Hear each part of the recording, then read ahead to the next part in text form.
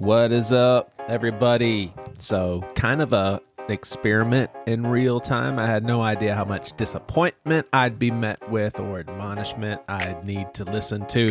Typically, when this conversation comes up, I'm either met with more liberal-leaning folks and informed that my privilege, as being white, straight, male, allows me not to care about politics and have somewhat of a lackadaisical mind when it comes to voting, and that this was actually a pretty self-centered approach to take. I get that. Or I'm met with, that's just not being a good citizen. You have a right that wasn't free.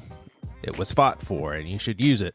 So I've actually been reluctant to share this about myself so candidly because of these knee-jerk reactions so many have. But no matter how much I try, I can't re-enter the realm of really caring about political stuff. I used to be the complete opposite. And outside of Robbie, the contributors on this episode, no one really cares about voting. I don't think any of us have a whole lot of trust in the government. So, hey, real quick, I have additional podcast feed, extra content, call it the B-Sides. Recently opened up a conversation on sex and shared a moment I feel I had with God when God reassured me that despite during some of the prime, spiritually impressionable seasons of my kids' lives, I didn't have personal footing. I was drowning in a season of deconstruction myself, and I feel like God showed me recently, of course, that would have been hard. Of course, you didn't have the tools to have deeper and meaningful conversations. They would have come from fear anyway. Of course, that would have been hard. And everything is going to be okay. So go get the B-side. So I do find it noteworthy with today's conversation at hand that at least on our broader host team, even though it's a small number of people we're looking at, we all see this one differently. I reached out to Liz and Alex. They actually do vote, and Liz is probably more patriotic than a lot of us in many ways, given her military background. So we have represented on this host team men who care and men who don't really care about politics, women who care, women who don't, African Americans who do, one who doesn't, a lesbian couple who does, a queer guy who doesn't. So it seems like some people just get passionate about the political arena and some just don't. It just so happens that in this conversation, you get to hear why a handful of folks born in the 70s and 80s who don't really dislike the U.S. In fact, some of us would consider ourselves very patriotic, but don't have a deep level of trust in the government either. And because of this and a myriad of other reasons, just don't feel compelled to vote. I demanded, pleaded, called God on promises and was like, you have to show up or I am done. And he did. That's something to really think about. What does it mean that the God of the universe loves me? Are we saying that our God is bigger than their God or what? Man, you got my mind going crazy right now. I just think that is evangelical bullshit. And I don't fit in their box anymore. So feeling rejected from the church makes me feel far away from God. If I'm living out of the love of God, love of the divine, then in some ways we're unoffendable. It's wrong to marginalize anybody for any reason. Sometimes we can just have some things about our perspective that's off until we encounter someone who can challenge our thoughts, have conversations with us, and we just continue to grow and evolve. I'm with you there. Yeah, I like that. That sounded like womp, womp, womp, womp, womp, womp to Rob. I'm a hardcore gospel lover. I do love the gospel. I just think we get it wrong. Girl, I was so highly medicated, I don't even know if you Oh, God, my people. All right, it's Pastor with No Answers, and we have so many voices nowadays. I want to go around and everybody say, hey. All right, so we're going to start with Matt, and you just said that you're significantly high right now. Was that any sort of metaphor, or you were saying that you are high on cannabis? I'm going to be high on cannabis in about 12 seconds, and I am also currently high on a muscle relaxer because I have a pinched nerve. Which one? Yikes. Soma? Flexeril? No, Flexeril. That's the one. My man. And I asked you, why in the world are you even here? And you said because of the subject matter. Subject matter is interesting. I love you guys. Baby. Yeah. Hell yeah, Thank you you. have heart and you love us. That's dedication. Oh, yeah. Yes. But Jed, you may be the most dedicated of all right now. I mean, you Yes. don't have a pinched nerve and you're not No. high. No. But what just happened in your life, my man? I have a week-old daughter. Yay! Today. And her mother just tested positive for COVID right now. Boom, boom, boom, boom. When are you going to make an honest woman out of that woman that just bore your seed? May is when we're thinking. So here's the thing. I mean, this goes into politics. Here's the thing about like why America sucks. If we were married, so Medicaid paid for the hospital. So if we were married, it would have been ridiculously expensive. So it's and so I also, the state, I'm getting a grant to pay for my college right now. But once I get married, I got to figure out, even if I get married, then you combine the incomes and there's income caps for the grant. So it's like that's why I never understood why like gay people were fighting for marriage rights, because you kind of get screwed if you get married. Like if you're not rich, I guess you just kind of lose a lot of benefits, especially like single mother benefits, all that. But so is it harder than you thought so far? Like, are you like, oh my gosh, I never expected this, or are you like, this ain't so bad?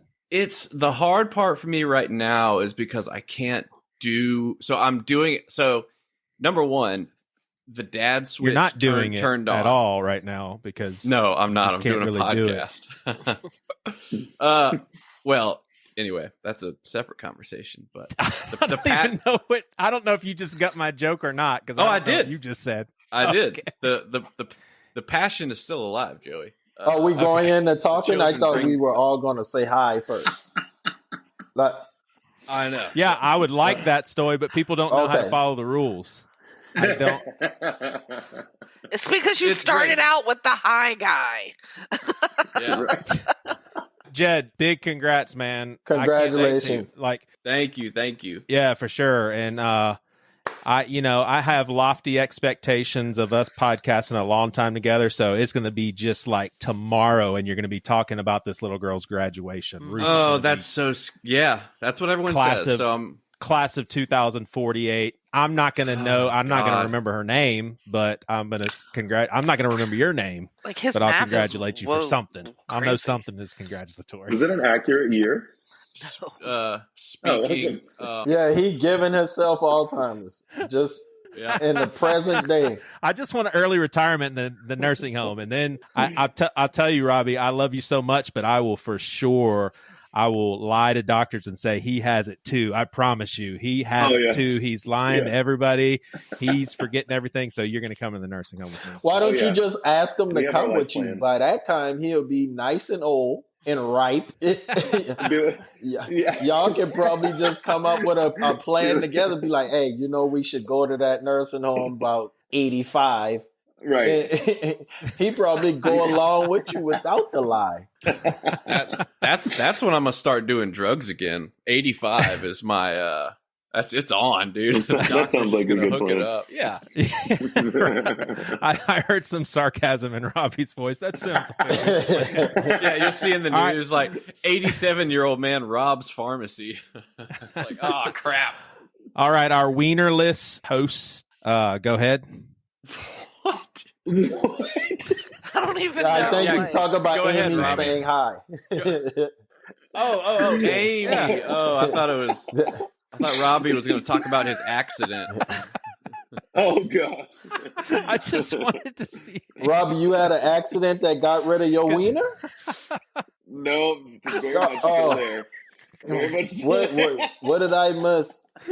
He said very much too. That's what I kind of picture. I just want to start over so bad. Yeah. So, Matt, will that get me canceled to introduce the only woman here as the wienerless one? It's factual. Among certain crowds, yes. I'm pretty sure I got bigger balls than most of you. All right, Queen. That's a good comeback, Amy. I like that.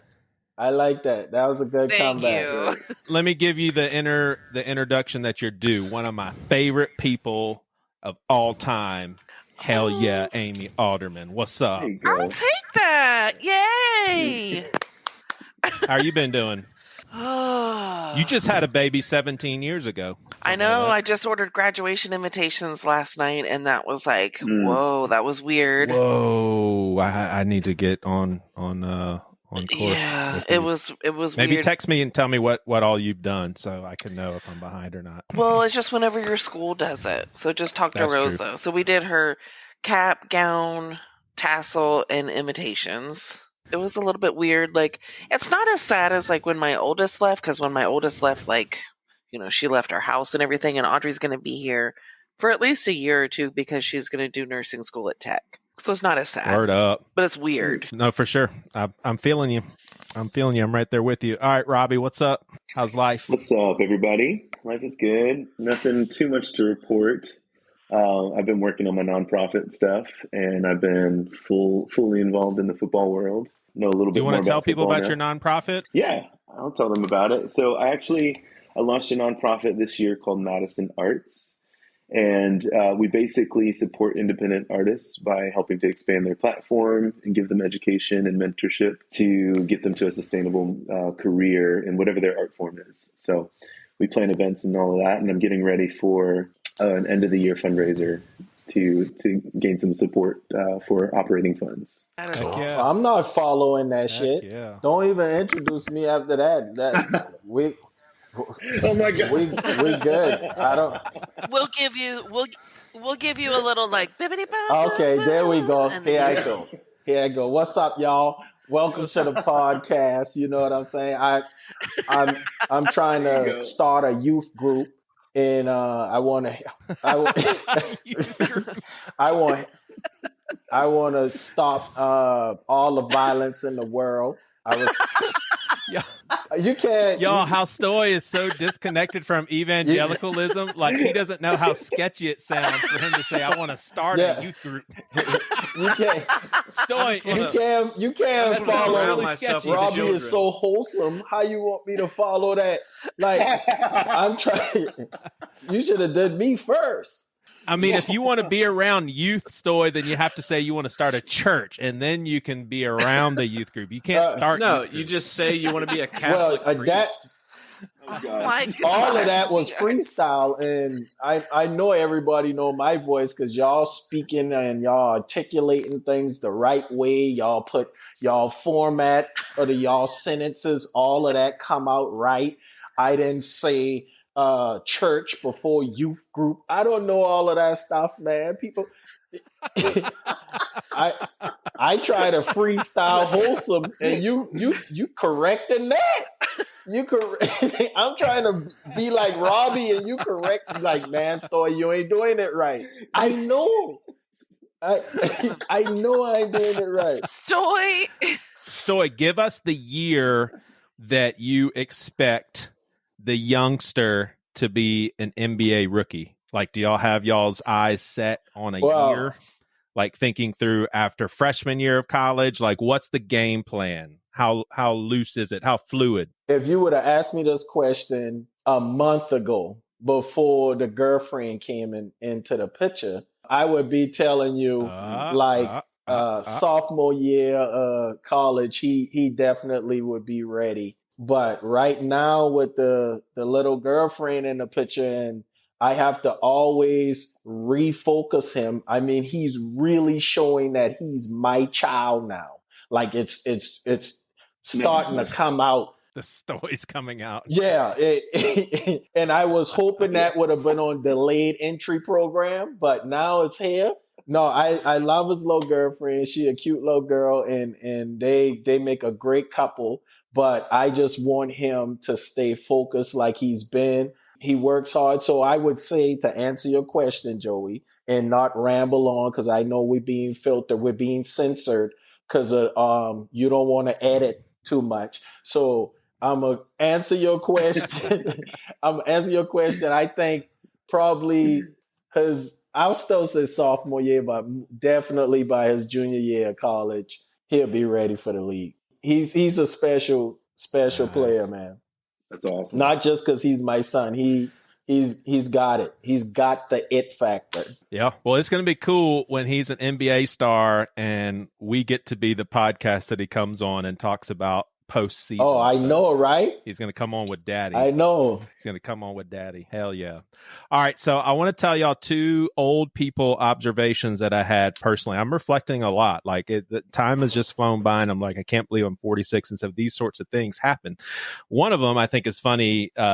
Robbie and he told me, that he was traveling to Cincinnati, and I texted him. I said, "Oh wow, you get to see Joe Burrow." And I think I get a text back like 2 days later. He's either at the game, after the game, and he texts me, "Joe Burrow, oh, the quarterback," and he's got like a thumbs up or something. Like Joe Burrow meant nothing to Robbie, who works in the NFL. Dude, that's our boy. That's LSU, baby. Okay, man. So Joey, you messaged me. You sent me a video, and you were like, "All right, this weekend you get to see Joe Burrow." And I messaged you back in a video, and I was like, "Oh, okay, Joe Burrow, yeah. I'm guessing that's the head coach." Wow. And I was asking what that was, and then I got to the game, and it dawned on me about halfway through. I was like, "Okay, quarterback." He's playing tonight, actually. Well, here's what's crazy, and I mean this sincerely. This was a really big deal for me, and as a really big sports guy, it was like, oh my gosh. I've gotten caught up into sports to where there'll be certain players I'm like, oh, I can't stand them. They beat my team so much, or that coach, blah, blah, blah. Like you just kind of get animosity towards other players and teams and stuff. And I've kind of grown out of that, thankfully, because I just think that's no fun. Like I want to watch sports and kind of celebrate everybody, but I definitely still have the, I want my team to beat that other team's ass, and, can maybe get caught up in the emotions and maybe get irritated at other plays and all that stuff. But I was watching Cincinnati Bengals play the other night, and this isn't the case for all the NFL players. Like you've got the Aaron Rodgers. I don't know if he'll play again, but you've got his age. I don't see them like this at how I'm going to describe this. I don't see them like this, but there will soon come a day I'll see every NFL player like this. Joe Burrow throws a touchdown pass and he's running to the sideline, and I'm like, he is a cute little kid. Like that's what went on in my mind. I looked at his face and it looked like a high school football player running off the field. I was like, look at that youngster. And I was so happy that he was happy, because it just felt like a little kid on the field. And I was like, oh my gosh, how could I ever be mad? Like once it gets to the point where all of the players look this young, like little kids, I'm never going to be mad at other teams. I'm never going to have teams I don't like. Right. My favorite group of kids are the Green Bay Packers, and my favorite group of nursery kids are the Clemson Tigers. I am wanting to come forward with you guys with something. I was thinking about this before talking about it, and I was like, you know what? Every time I get to this subject of voting, living in a free country that people fought and died for, I am always hesitant to just be completely forward. I think I have been a couple of times, but I wanted to think about the most honest and simple way of saying this, and I want the pushback. I take anger. I'm a grown guy. I can take all of that. But as simple as I can put it and as honest as I can put it, it comes down to I don't care about voting. That's about as honest as I can be. Well, and I want to just throw out some pushback that I've heard, and then I just want to hear what y'all's thoughts are. But first of all, I have heard, hey, it's easy for you not to care about who is in office. You are a white, straight male, and so that is privilege. And, when someone told me that, my ears perked up. I was like, wow, that's probably a really, really good point. Was I honorable enough to be like, man, so I really need to buckle down and care and research these politicians? No. But I do think that's a decent point to bring up and for me to think through. I've heard, well, that's disrespect to your country. It's disrespect to your grandfather who fought in World War II for you to have that right. And I'm like, no, I'm very much so honorable of soldiers, people who gave their lives for our country. It's not about disrespect. I don't see how I feel like they fought for me to have the right not to vote if I don't want to. I don't feel disrespectful to soldiers. And then I will just break it down real quick. The Bible, the only two things I can find that a Christian's responsibility is when it comes to government is to submit and pray.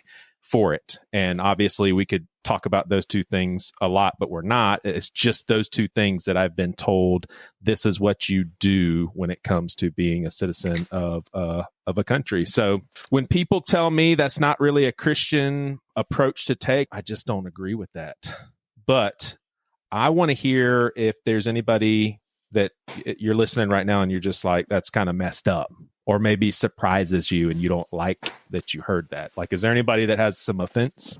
I think that saying that voting is, or not voting is a matter of privilege is a position that only privileged people can have. I say that because no matter who you vote for, no matter who's in the White House at this point with our system as it is, there will still be people around the country and around the world who will die as a result of the policies of this country.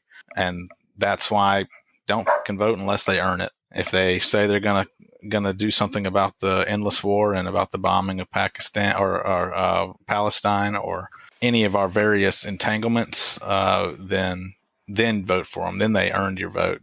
Otherwise, fuck them and don't give them a penny of your money or a second of your time. And that's all. That's all I got. I'm done. Finished.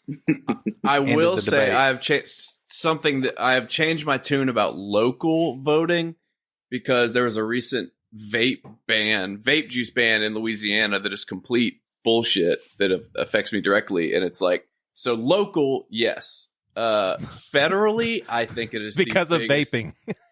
Right. That's the whole thing. Like, when it comes down to affecting me.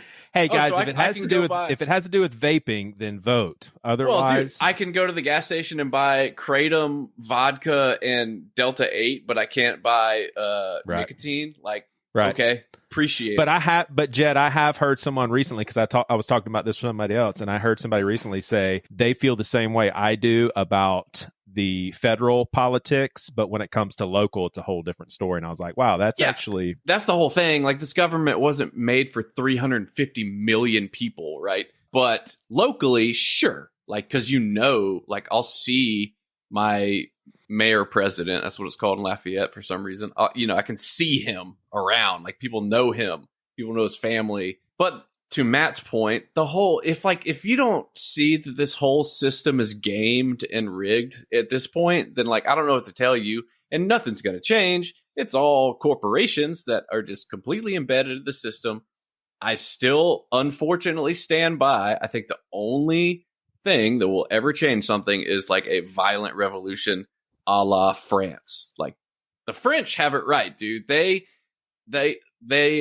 government passed a law making the retirement age 2 years higher without a vote, and they lost their shit. All the trash men went on strike for a month, so there was no garbage collection.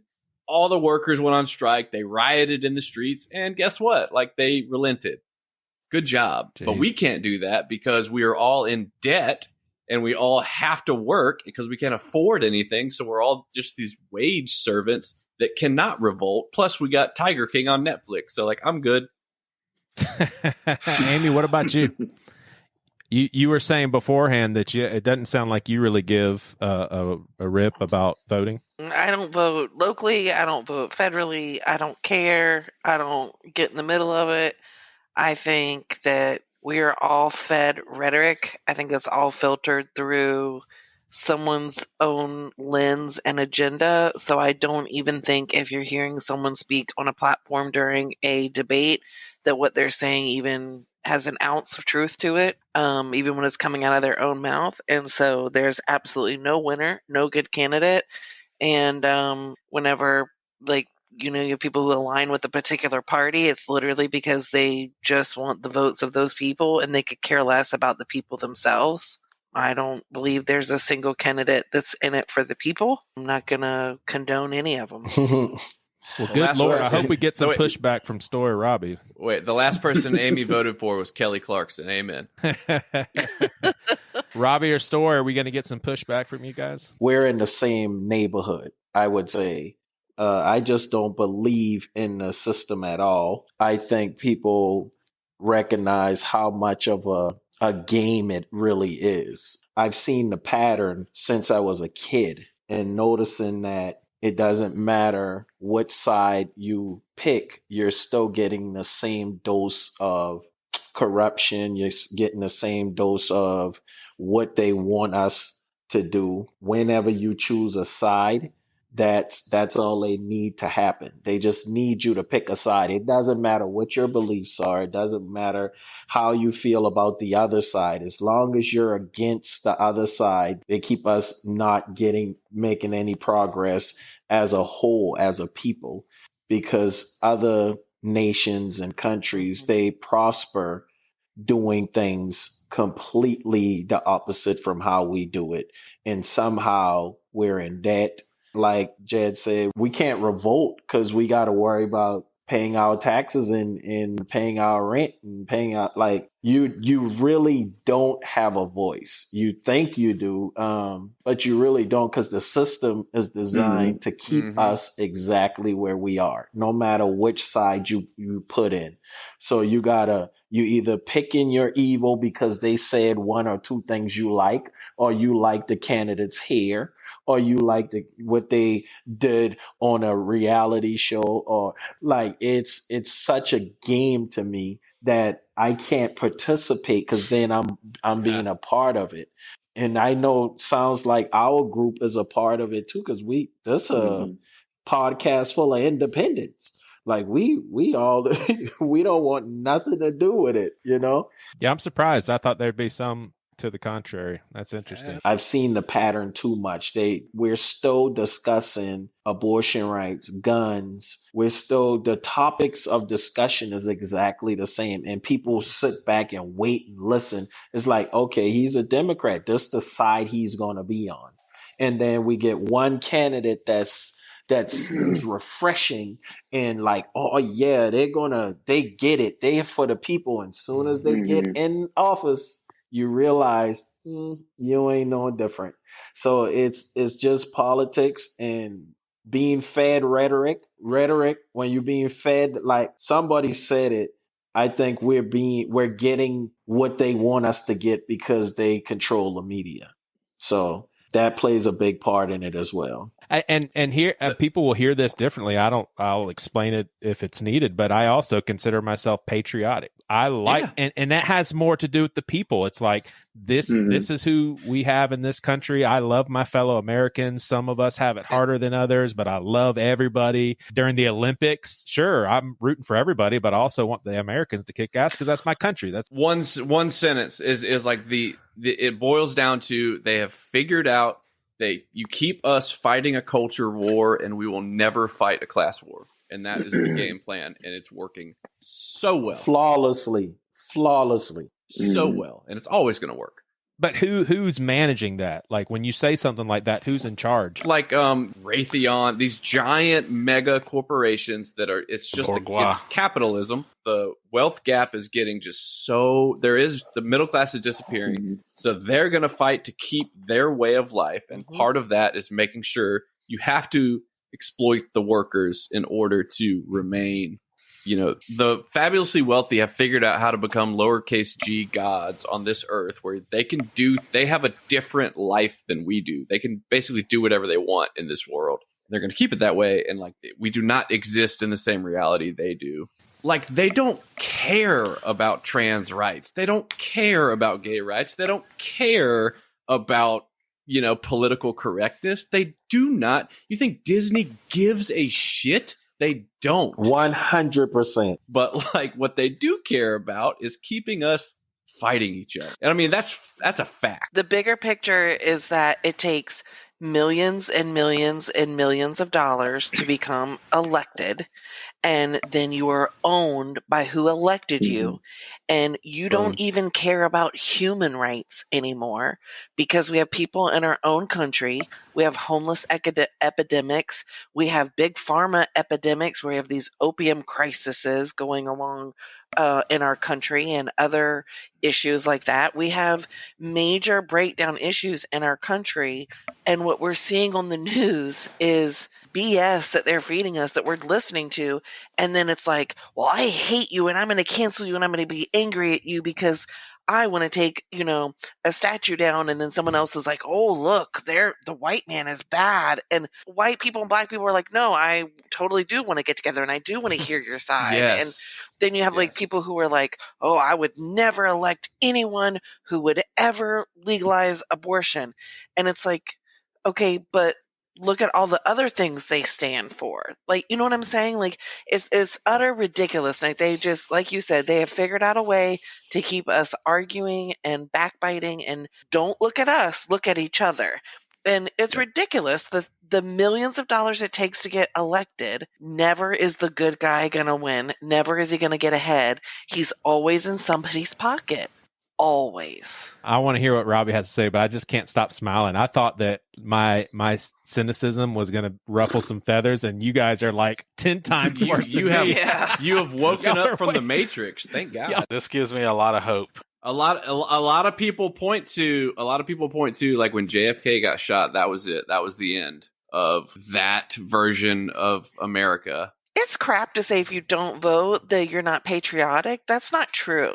Your patriotism is, do you love your country? I love my country and I love the people who are here. And it should be, do you love your country enough to realize that the people who are running it the opposite way it was designed to be run? This is not a government for the people, by the people at all. The new disgusting thing that makes me the pastors and politicians that are now marrying Christianity to a political party is perhaps the Antichrist. Like, it very well may be. Like, this is, I truly think that, like, we are getting sifted as wheat. Having pastors like Greg Locke saying like you need to pick a political stance, and like saying, if you vote this way, then get out of my church, and God wants this, and God, it's like, oh man, like with it, we're in trouble. I think what you're just keyed in on, it's like your generation and above, you're used to the news doesn't lie, the media doesn't lie, they do not lie, we can trust them, they have our best interests at heart, and so they're just believing what they see and what they hear because they're not supposed to lie. People don't lie. This is America. And it's like, it's going to take people finally figuring out that, like, wait a minute, perhaps I'm being manipulated here. I want to hear Robbie's take, and then we'll wrap it up with a little bit of, and this is going to be a tricky one. I'll ask it this way. Is America, or is the United States of America, more honorable of a country when it comes to world affairs than most other countries? And I'll explain that a little bit more where I'm coming from. But Robbie, what do you think about all this? I do vote, but I come from the perspective of, I just don't feel like I can really complain about things if I'm not feeling like I'm involved in it. Yeah. And so that's just kind of my perspective. But at the same time, voting could be a complete placebo. So like, it very well may be. I also think that personally, when Trump was in office, that was like probably that was the weirdest time for me, for my time in America. And so I think that there's a lot to say as well. Like when you talk about the media and the stories that are being fed to the media, then you go from channel to channel, they're all telling the same stories. They're all being sold the same stories. And it's all rhetoric to exactly what you're saying, start conversations, but also create divisiveness and distractions and all of that. But I also think at the same time, like you can have some leaders that can create divisiveness. I'm talking presidents that can create divisiveness as well. That can be very dangerous.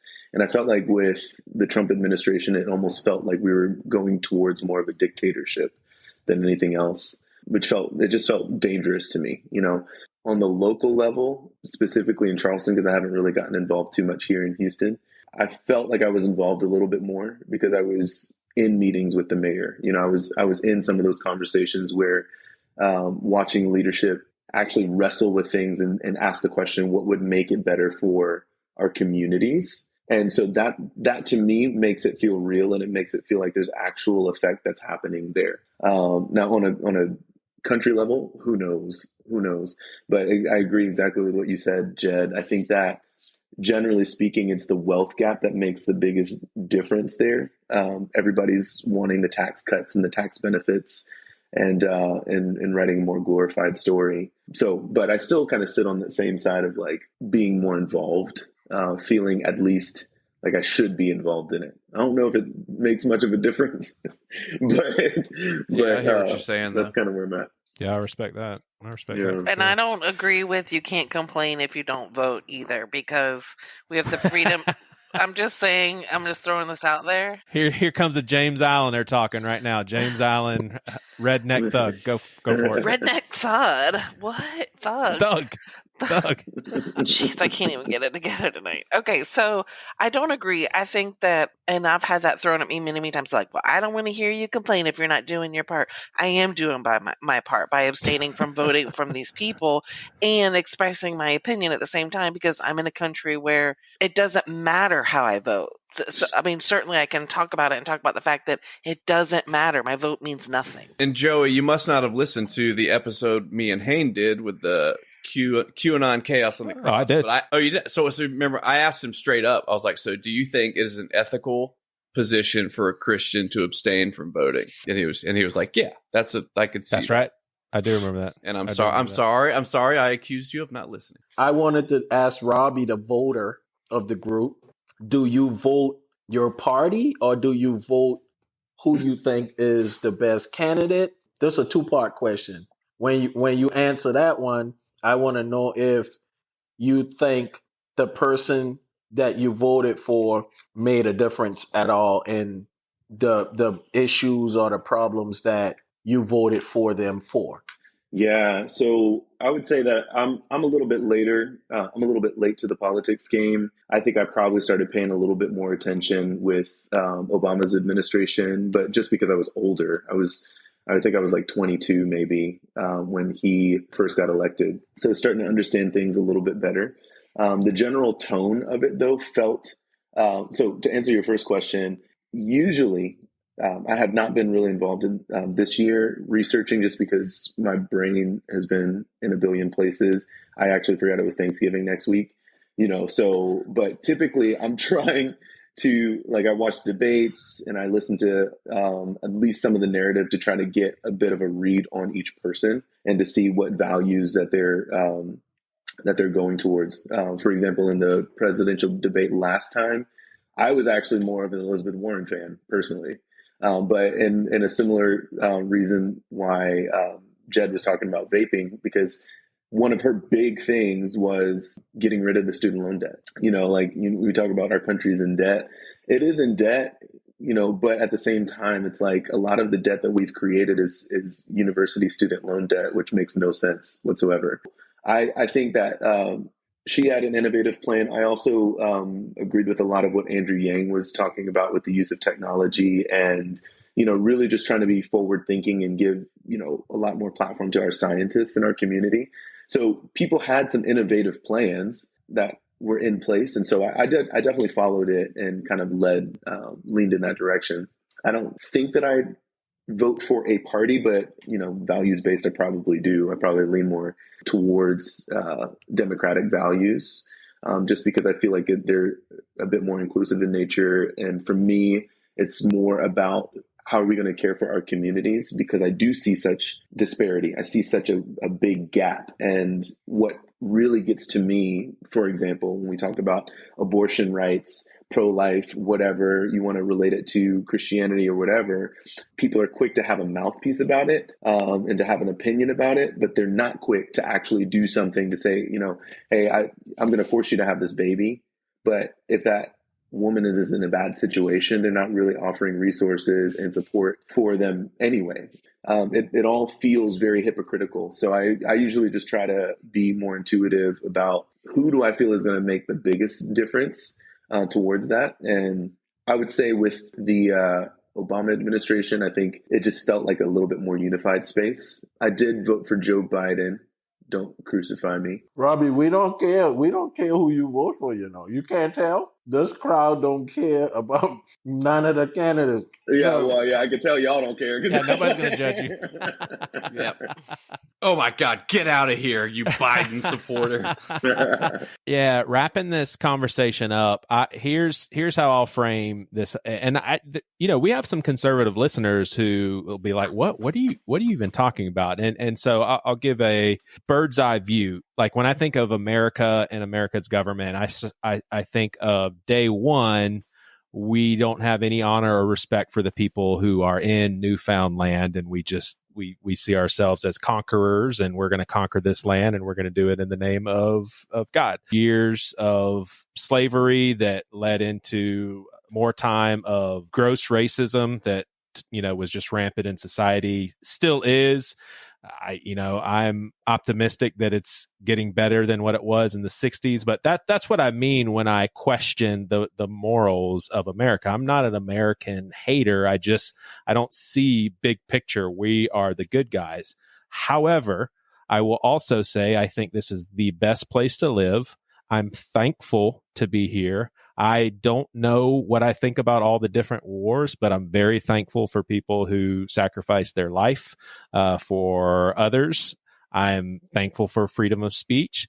And here's what I'll say about world affairs. I know that we're not like this above reproach, righteous country, righteous warriors just going around fixing everything and doing all the right things. I know we have a lot of greed, but it does feel like in many, and I promise you, I'm open to the major pushback I'm going to get. It seems like in a lot of world affairs, sometimes it seems clear who the bad guys are and who the good guys are. And when I say good guys, I'm not talking like morally, because I think we're too complicated beings to just be summed up by good and bad. I don't mean it in that way. But like when Hitler is taking over the world and going into towns and killing people and trying to exterminate Jewish people, and, just throwing America and Great Britain and France and whoever, it seems clear the good is trying to stop the evil. And it seems like America is often on the side of trying to stop bad people. Joey, now definitely let me comment on this, because I feel like if you're good, you're good.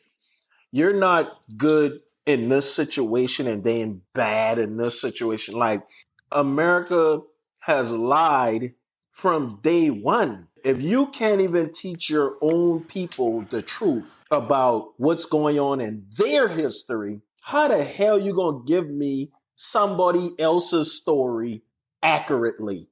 My mind immediately goes to who's telling the story. Who's telling me the story? What kind of credibility, what kind of quality of person or persons telling the story? Exactly. If you got a whole part of your history that's a complete lie, yeah, why do I think you're going to tell the truth about something else? Like, it can't be. So to me, if you pulling the wool over my eyes about something, then you pulling the wool over my eyes about everything. I can't trust you. That's super helpful. I don't think America's out there like trying to be the good guys. America, even in these actions that we take against other nations and things, it's just to protect our own financial interest. Yep, I see that. And it was hard to really visit these ugly admissions about our country. But I mean, I am completely wide open to when we fought Iraq that it was not about stopping the bad guys. Like I'm not in any way saying in any sort of like I see the good in everything we're doing. I hope y'all aren't hearing that at all. I just look at the actions of like Gaza, and that feels different than what we would see Norway's government do. But once again, you can't leave out who's controlling what you see. Like, propaganda is real, bro. And that can go in all different categories. If I want you to believe or think some kind of way, history proves that's how America treat us. Like, we're going to give y'all the story. If I want you to think somebody in Saudi Arabia is bad, all I got to do is show you one clip of a bad person, because there's bad person in every nationality, in every nation, in every country. There's a bad person everywhere. All I got to do is show you this clip of this Saudi Arabian cutting somebody's head off and keep feeding you that same clip. And you form an opinion psychologically and subconsciously, And now that's your opinion of that person. Now everything that I tell you gonna be connected to that. It's because I want you to think a certain kind. I want you to justify my actions. I'm not even telling you I'm there for financial benefit. I'm telling you I'm going to help Low Jimmy over there. No, you're not. And if you're not telling me the whole truth, you ain't doing nothing but lying to me. Because why you leaving out that part? Don't leave out anything. You didn't hesitate to show me somebody getting their head cut off. So why can't you tell me you there for money? Why can't you tell me you there for oil? Why can't you tell me you're there for some kind of benefit, some selfish benefit? Why can't you tell me that, but you can show me this and say, oh, give you a graphic warning. The video is going to be graphic. These insurgents, da da da da da. Now we like, oh, I don't like insurgents. What nationality are they? I don't like them. I can't even watch the news now and believe everything that's in the news because I know it's being controlled by somebody that wants me to think something. I just want this episode to end right here with Stoy's hip hop coming in right now. You can make it do that. I'm okay with it. And then just Stoy going off. I'm all the way okay with that. Yeah, you give me the song, I'll do it. Are you sure you wanted to end with his music and not mine? Matt, you are my friend. I love you, and I know how much this topic means to you. You get the last word. America's almost always the bad guy in every situation. Anything to the contrary is really just propaganda, as Stoy was saying. We are highly propagandized people. I mean, so much so that you believe that World War II was about protecting graduation. Why are you Jewish doing the individuals graduation song? are trying to stop. It's so hard to do this. I'm sorry, Matt. I was trying to play a patriotic song. I did the graduation. I'm dead. Well, let him finish because he was saying some interesting stuff. Didn't you mean the national anthem? That's pomp and circumstance. Matt, close us out. Did you already close it out by just saying anything to the contrary? I thought anything to the contrary is propaganda. You believe that World War II, when America got involved, had anything to do with protecting Jewish people or the people who were being massacred, and that's not the case. It was merely to continue the American hegemony and in the region of Eastern Europe, and Russia did most of the work for us, so we owe them everything, to be honest. And that's it. And also, name a conflict in South America that America didn't start. Ooh, just one. Dang. Okay.